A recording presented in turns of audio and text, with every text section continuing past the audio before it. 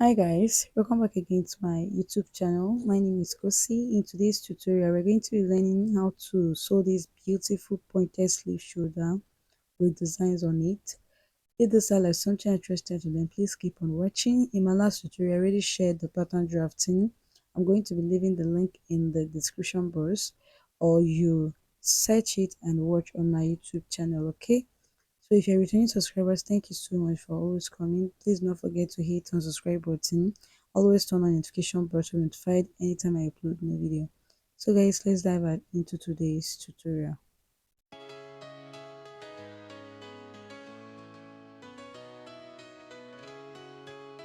So guys, these are the materials we are going to be needing for the making of this dress. I have my suede material. This is tape mouth. It is original suede. I have my beadings. I have my needle. I have my blue bead. I forgot the name. I also have the trimmings. Okay, I'm going to be using this for some parts on the dress and on the neckline. Okay, so I've already cut the down part. I did this out of camera for the sake of time. I have the front piece and back piece here, as you can see, and from the center back go down by 1 inch, okay, to enable your zip sit perfectly after attaching. Okay, next thing I want to do is to transfer my patterns to the actual fabric. Okay, so this need pinning. I want to cut the back piece, so after pinning I went ahead to cut it out just like this. Okay, so because this fabric is so stretchy, I didn't bother adding stitching allowance. Okay, but you can add stitching allowance to yours since you are going to be ironing stay. You know, when iron stay on the velvet, it's going to reduce the strength of the stretches. Okay, so you add your half an inch stitching allowance when doing this to your own fabric.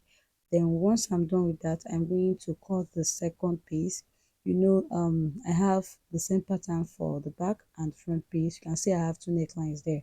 Okay, so I'm cutting the back piece, and you can see I gave half an inch space for the zip allowance for the back. All right, so I've already gone ahead to cut the neckline for the back, and I came down by 1 inch from the zip allowance side. Okay, from the center back, just like you did on the skirt, repeat the same thing on the center back of your half length.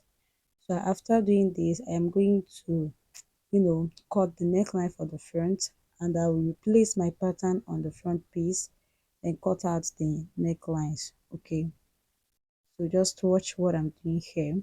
So this is the neckline for the front. You place like so and trace the neckline, cut it out on the front piece just like this. Okay, so after cutting you will have something looking like this. Now I've gone ahead to iron A stays on the front and back piece, and also cut the lining as well. Alright, so what I'm going to do now is I'm going to start the sewing from the back. So you open your front piece like so, place your lining right side facing each other, then pin your both side and the neckline as well. This is a velvet material. It's very hard to work with, so you're going to pin every step of this dress. So pin the both side and stitch. You're going to stitch only the both side, leave the neckline because we're going to be attaching pant on the neckline. Okay, so I've gone ahead to stitch on both sides and also made a top stitch.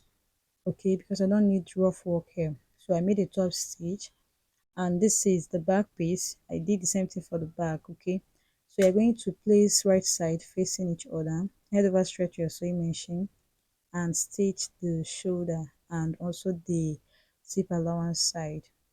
Okay, so before that I am going to pin the shoulder, to pin both shoulder and also stitch. So I've gone ahead to stitch and also stitch the zip allowance. Can you see? Just stitch, just loosen your stitches, then make stitch on the zip allowance to secure that side you get. So after stitching, when I turned it this way, I noticed I had excess on the neckline. So I was so confused at this point. I was, checking and wondering what to do. So what I did was to loosen up the both shoulders. Okay, that is the next thing I want to do. I'll loosen up the both shoulders and also do the same thing on the zip allowance side. After everything, I went ahead to stitch back the zip along one side, but this time around I stitched with quarter of an inch. Okay, can you see? I stitched with quarter of an inch on the zip along one side. So I'm going to use my pin to pin back the shoulders just like so. Work with your pin and also pin the both side. Okay, so you can see the excess I have on the other side. So on the neckline, you can see how relaxed the neckline is now. After removing the excess, I now have a relaxed neckline. So I want to now go ahead and stitch. I've gone ahead to stitch the both shoulder and also on the both side. So I'll just trim the excess. So after trimming the excess, what I would do is to I will turn the half length right side. Okay,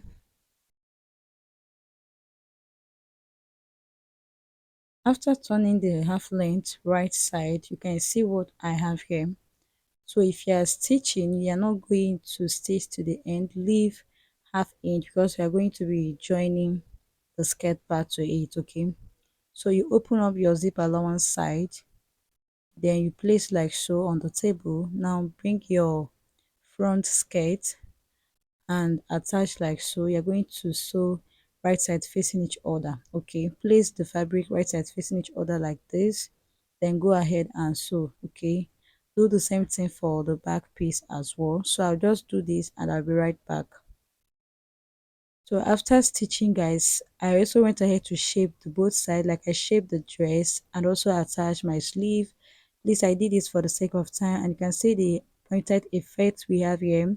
I told you in my last tutorial that I later went down on the shoulder with 1.5 inch. Okay, I went down from that pointed shoulder with 1.5 inch because I noticed it was too pointed. After making use of the 2.5 inch I marked when drafting, so after reducing with 1.5 inch, I have only 1 inch there, and that was the result. Okay, so the next thing I did now was to I'll just stitch using that 1 inch I have there.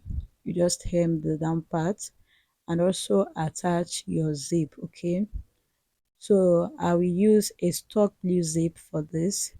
Before that, I'm going to cut the band. So this is the band I'm going to be attaching on the neckline. I've already ironed my hairstay. So for the band, I have 1.5 inch. Okay, for the wideness. So you will place from your zip allowance on the neckline, go there, you place the band right side facing each other. So go ahead and stitch with half inch. So after stitching with half inch, you can see what I have here. Next thing I want to know, next thing I want to do now is to make a top stitch. You fold in half inch from the band and make your top stitch. So after making a top stitch, this is what I have. Okay, I also hem the down part as well. So the next thing I want to do now is to, I'm going to wear this to my mannequin and I'll start the beading. So for the beading, I'm sorry I didn't film that part because I was using the same phone to, take note of where I'll be attaching those beads. All right. So this trimming is for the neckline and some part of the, some part of the body. I attached this on some areas on the body. Please bear with me, I didn't film while beading this dress because the work was too much for me, so I decided to use my phone at least to take note of where the beads was placed on the dress. Okay, please, so you can actually do that. This is my first time doing it. You can actually do yours if you are making this dress. All right, so after beading and everything, this was the result of what I had. Can you see? So the video in the middle was just the plain velvet after sewing, and after beading I had something looking like this on both side of the video. Okay, so this is the client putting on the dress. You can see how beautiful the dress looks. I want to use this for photo shoots, so I'm going to be uploading the photo shoot on shirts